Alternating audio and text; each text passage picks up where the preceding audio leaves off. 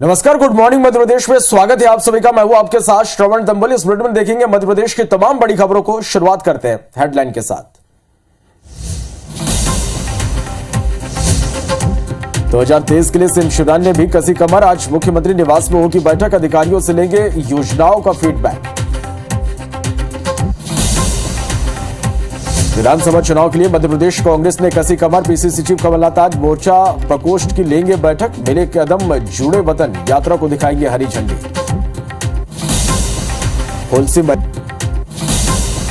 होलसी मरिया के मुंह काला करने वाले बयान पर नेता प्रतिपक्ष गोविंद सिंह ने किया किनारा। कहा, मैं ज्योतिषी से दूर हो सकता है, भविष्यवक्ता हो मरिया। दमोह के बहुचर्चित धर्मांतरण केस के फरार आरोपियों पर इनाम घोषित। दलित परिवारों को पैसों को लालच देकर टारगेट करते थे आरोपी। मध्य प्रदेश में संविदा कर्मियों की मांग जल्द हो सकती है पूरी। हेल्थ इंश्योरेंस पर होगा फैसला। 7 सदस्यीय कमेटी का गठन। मध्य प्रदेश में सर्दी का सितम जारी। कई जिलों में शीतलहर का अलर्ट। ग्वालियर और दतिया में 2 डिग्री तक पहुंचा पारा।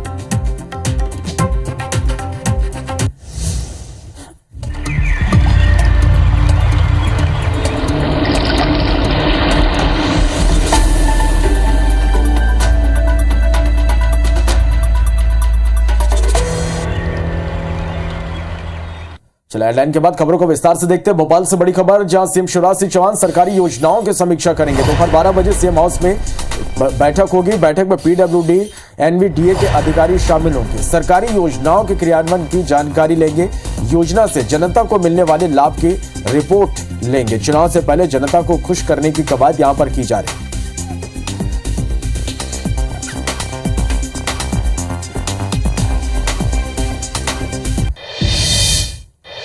इधर पीसीसी चीफ कमलनाथ आज मैराथन बैठक लेने वाले हैं। सभी मोर्चा प्रकोष्ठ और विभागों की आज बैठक लेंगे। 40 प्रकोष्ठों की समीक्षा बैठक बुलाई गई है।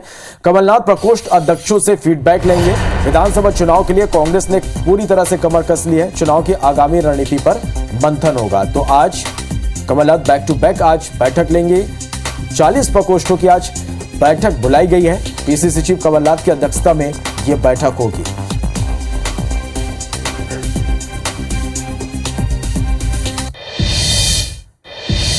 मध्य प्रदेश कांग्रेस के मिले कदम जुड़े वतन संदेश यात्रा को हरी झंडी दिखाकर रवाना करेंगे। कमलनाथ कांग्रेस ओबीसी वर्ग की 1464 किलोमीटर की पद यात्रा यह है। कांग्रेस के विचारों को जनता तक पहुंचाने की कवायद है। महंगाई, बेरोजगारी और किसानों के मुद्दे पर चर्चा होगी। एसटी, एससी और अल्पसंख्यक समाज से संवाद की भी कोशिश होगी।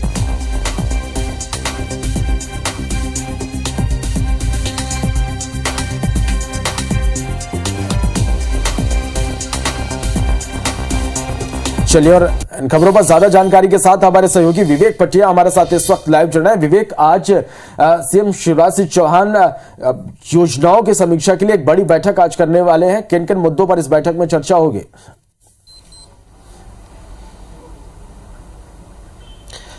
मध्य प्रदेश में इस वर्ष विधानसभा के चुनाव होने हैं और इसलिए बीजेपी हो या कांग्रेस, दोनों ही लगातार एक्टिव मोड में है। एक तरफ आज प्रदेश कांग्रेस के अध्यक्ष कमलनाथ प्रकोष्ठों की बैठक लेने वाले हैं। प्रकोष्ठों में क्या काम हो रहा है इसकी समीक्षा करेंगे और कहां कसावट करने की जरूरत है उसको लेकर दिशा निर्देश भी देंगे। तो सुबह 11 बजे से लगातार मैराथन बैठक कमलनाथ लेंगे। इसके साथ ही एक बहुत ही कांग्रेस का जो एक मेहता कार्यक्रम शुरू हो रहा है, जिसमें कांग्रेस के जो नेता है वो ओबीसी वर्ग के जो नेता है वो पदयात्रा करते हुए नजर आएंगे।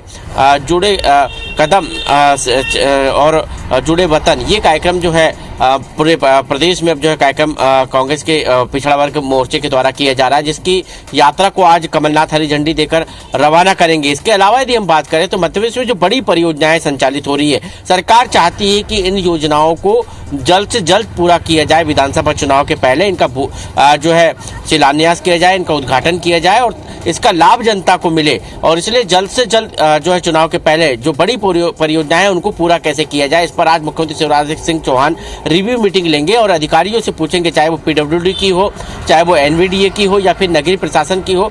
जो भी परियोजनाएं प्रदेश में बड़ी संचालित हो रही है, उन परियोजनाओं की क्या स्थिति है, उन परियोजनाओं में अभी तक कितना काम हुआ है, जनता को इन योजनाओं का लाभ कितना मिल रहा है या नहीं मिल रहा है, इन तमाम विषय पर मुख्यमंत्री शिवराज सिंह चौहान आज अधिकारियों के साथ जो है बैठक करेंगे और फीडबैक लेंगे। तो कह सकते हैं कि चुनावी साल में भाजपा हो या कांग्रेस, दोनों ही राजनीतिक दल किसी भी प्रकार की कोई कोताही बरतना नहीं चाहते हैं। सीधे सीधे जनता से जुड़ने के लिए अलग अलग कार्यक्रम हो रहे हैं, वहीं दूसरी तरफ संगठनात्मक कसावट को लेकर भी कार्यक्रम हो रहे हैं। तो आज मैराथन बैठक एक तरफ कमलनाथ करेंगे तो दूसरी तरफ मुख्यमंत्री शिवराज सिंह चौहान भी मैराथन बैठकें करते हुए नजर आएंगे। कुल मिलाकर देखा जाए तो दोनों ही पार्टियां पूरी तरह से चुनावी मोड में और लगातार बैठकों का दौर जारी है। शुक्रिया आपका इस पूरी जानकारी के लिए। चलिए बढ़ते आगे। राजनीति में आरोप प्रत्यारोप, वार पलटवार और वादों दावों का शोर तो चलता ही रहता है, लेकिन बात जब सीधी चुनौती की है, कांग्रेस के दलित बड़े नेता फूल सिंह बरैया ने बीजेपी को 2023 में 50 से ज्यादा सीटें लाने पर खुद का मुंह काला करने का चैलेंज दिया है। देखिए रिपोर्ट।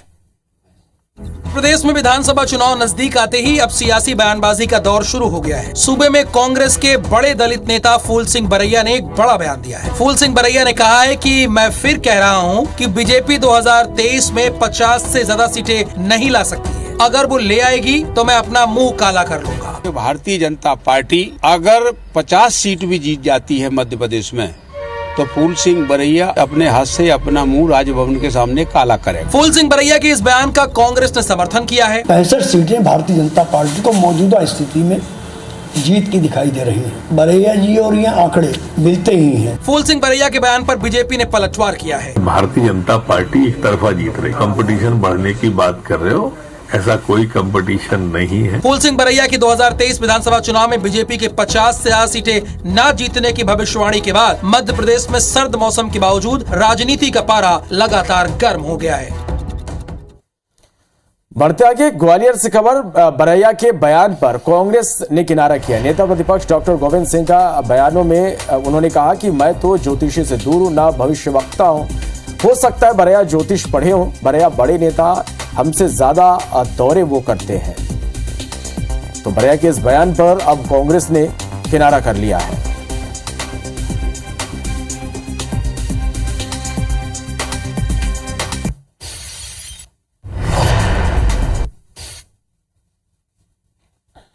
हो सकता है कि बरैया ज्योतिष का ज्ञान पढ़े हो। मैं तो ज्योतिष से दूर हूँ, न जानता हूँ, न भविष्यवाणी भविष्यवक्ता हूँ, इसलिए मैं इस तरह की स्वयं टिप्पणी नहीं करता।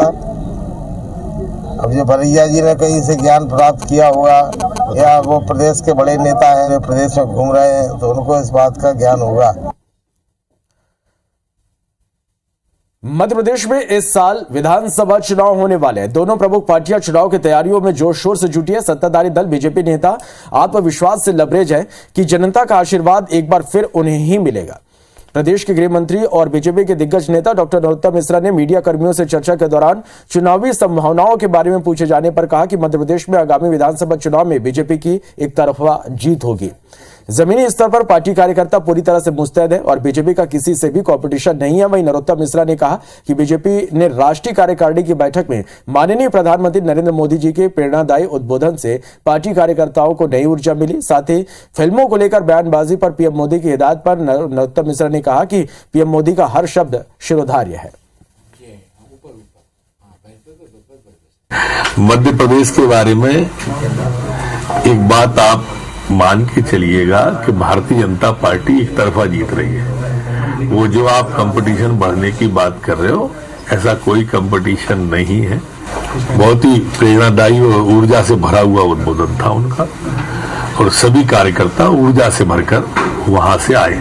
उनका हर शब्द हर बात हमारे लिए शिरोधार्य है और इसलिए सारे कार्यकर्ता वहां से प्रेरणा लेके आए हैं। बढ़ते आगे सीएम शिवराज ने विकास यात्रा की कार्य योजना को लेकर बीते दिन मंत्रियों और अधिकारियों के साथ बैठक की और इस मौके पर सीएम ने बताया कि मध्य प्रदेश में अब विकास यात्रा 1 फरवरी की जगह 5 फरवरी को संत रविदास जयंती से प्रारंभ होगा।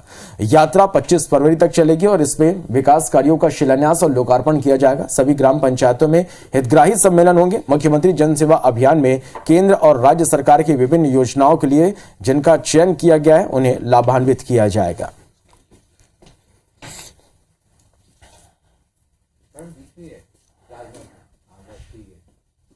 5 तारीख को संत रविदास जयंती पर पूरे प्रदेश के अंदर विकास यात्राएं निकल रही हैं। ये यात्रा 5 तारीख से 20 तारीख तक पूरे प्रदेश में रहेंगी। अपवाद स्वरूप 25 तारीख भी हो सकती है। यात्रा में जो नए काम स्वीकृत हुए हैं उनका शिलान्यास होगा। दमोह के बहुचर्चित और हाई प्रोफाइल धर्मांतरण मामले में दमोह एसपी ने फरार आरोपियों पर इनाम घोषित किया है। दरअसल माड़ाहार में ईसाइयों ने पीड़ित दलित परिवार को प्रलोभन देकर जबरन धर्मांतरण करवाया था। साथ ही उनकी नाबालिग बच्चियों के साथ अश्लील हरकतें करने के मामले में एफआईआर दर्ज की गई थी। फिलहाल आरोपियों पर 25-25 हजार रुपए का इनाम घोषित कर दिया गया और पुलिस फरार आरोपियों की तलाश में जुटी हुई है।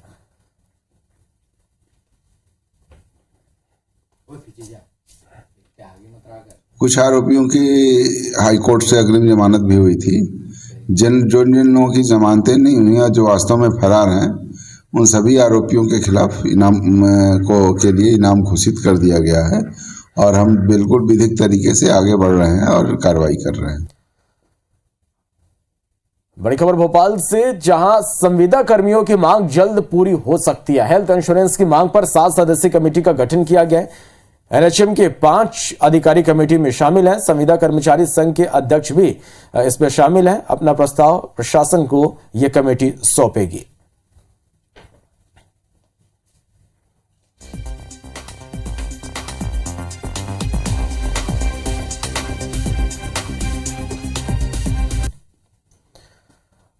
मध्य प्रदेश तृतीय वर्ग कर्मचारी संघ ने आरोप लगाया कि मध्य प्रदेश सरकार में तृतीय श्रेणी के रिक्त पदों पर आउटसोर्सिंग से भर्ती की कवायद चल रही है, जिससे कर्मचारियों में भारी गुस्सा है। संघ ने कहा कि आउटसोर्सिंग कर्मचारियों के शोषण और भ्रष्टाचार की प्रथा है। इस प्रथा का तृतीय वर्ग कर्मचारी संघ घोर विरोध करता है। सरकार यदि यह कवायद करती है तो पूरे प्रदेश में कर्मचारी आंदोलन के लिए सड़कों पर उतरेंगे। इस कवायद पर सियासत भी शुरू हो गई। विपक्ष ने सरकार पर आरोप लगाया तो वहीं बीजेपी ने सरकार का बचाव करते हुए कहा कि इस तरह की कोई कवायद नहीं चल रही है। चतुर्थ श्रेणी कर्मचारी के पदों पर जो संविदा पर भरे जा सकते हैं, जो कि स्थायी सरकारी नियुक्ति नहीं, संविदा पर जो भरे जाने हैं, उन पदों के लिए आउटसोर्सिंग करने की सुविधा सरकार ने ये सिद्धांत तय दी। आउटसोर्स की भर्तियां दूसरे रूप में भ्रष्टाचार की भी और स्पष्ट संकेत कर रही हैं। सरकार कम वेतन पर नौजवानों का अधिक से अधिक शोषण करना चाह रही है और वो भर्तियां भी राजनीतिक आधार पर हो रही हैं। ऐसी तमाम नियुक्तियां नौजवानों के भविष्य के सामने अंधेरा परोसेंगी। देश में चतुर्थ श्रेणी के रिक्त पदों पर सरकार आउटसोर्स से भरने की बात कह रही है और उन पदों को भरा भी नहीं जा रहा है। वहीं तृतीय श्रेणी के जो पद हैं भविष्य में होंगे रिक्त, उनको भी आउटसोर्स से भरने की बात सरकार द्वारा कही जा रही है, जो कि न्यायोचित नहीं है। तृतीय एवं चतुर्थ श्रेणी के रिक्त जो भी पद हैं उन्हें पूर्व की तरह ही भरा जाए। आउटसोर्सिंग प्रथा शोषण और भ्रष्टाचार को बढ़ावा देती है।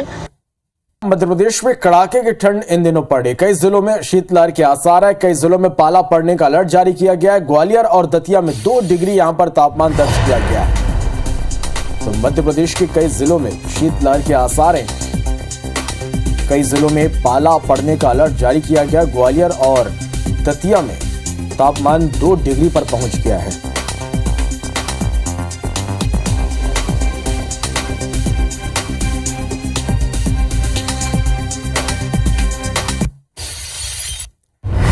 इस बीच एक बड़ी खबर रायपुर से। रायपुर में गैंगवार के बाद पुलिस का धरपकड़ अभियान। शहर में कई इलाकों में पुलिस ने दबिश दी है। 50 से ज्यादा संदिग्ध और आदतन अपराधी गिरफ्तार हुए। स्टेट शीटर दिलीप मिश्रा, मुकेश बनिया को गिरफ्तार किया गया है। 8 डीएसपी, 20 टीआई और 60 जवान सर्चिंग में जुटे हुए हैं। रायपुर पुलिस सुबह से धरपकड़ अभियान चला रही। तस्वीरें भी आपके सामने।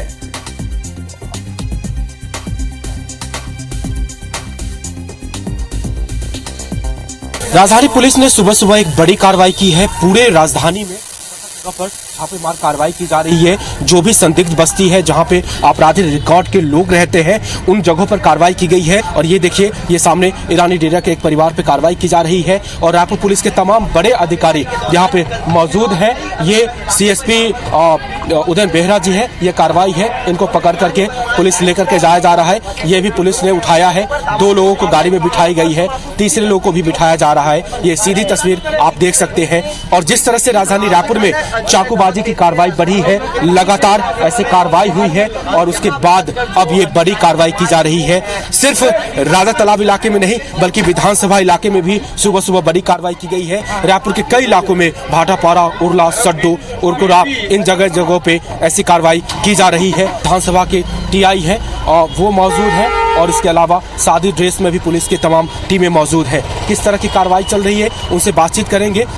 बेसिकली सब चेकिंग कर रहे हैं, जिसमें गुंडेबाज महाजू पुराने चाकूबाज उनके घर की चेकिंग की जा रही है। इस पर कोई संदिग्ध वस्तु तो नहीं मिल रही, इस हिसाब में चेकिंग की जा रही है। ये कार्रवाई सर कब से शुरू हुई, कितने लोगों को अभी तक पकड़ा गया है? अब सुबह से चालू है और सब जगह काउंटिंग चालू है। अभी भी जो है जिस प्रकार जो गुंडे तत्व हैं, एलिमेंट्स हैं, उन पर जो है कार्रवाई की जा रही है। इलाके के शहर के एडिशनल एसपी सर हमारे साथ हैं, उनसे भी बातचीत करेंगे। सर, कहाँ पे सर कार्रवाई हो रही है? रायपुर पुलिस के द्वारा सुबह 6 बजे जो है 10 से अधिक लोकेशंस पर जो है कार्रवाई की गई है। इस लोकेशन में सभी थाना क्षेत्रों को कवर किया गया है और डीएसपी लोगों के नेतृत्व में जो यह कार्रवाई की जा रही है। 8 से अधिक डीएसपी और 20 से अधिक टीआई और 70 से अधिक जवान जो इस अभियान कार्रवाई में लगे हुए हैं और 50 से अधिक लोगों को जो हिरासत में लिया गया है और उनसे जो है पूछताछ भी की जा रही है। कुछ लोगों से चाकू भी जब्त हुए हैं, जिसमें आर्म्स एक्ट की कार्रवाई की जाएगी। आगे भी सर ये कार्रवाई रहेगी? ये अभियान हम लोग लगातार चलाते रहेंगे। हर हफ्ते 15 दिनों में इस तरह की अभियान कार्रवाई करेंगे और जितने भी लोगों की शिकायतें हैं उन सबके खिलाफ कार्रवाई करेंगे। जी, तो बिल्कुल ये लगातार कार्रवाई चलती रहेगी, हर 10-15 दिन में कार्रवाई होगी और ये कार्रवाई का सिलसिला अभी भी जारी है। कैमरा पर्सन नरेंद्र के साथ राजेश राज, IBC 24 रायपुर। तो इसी के साथ फिलहाल इस बुलेटिन में इतना ही। लगातार खबरों का अपडेट के लिए आप बने रहिए और देखते रहिए IBC 24।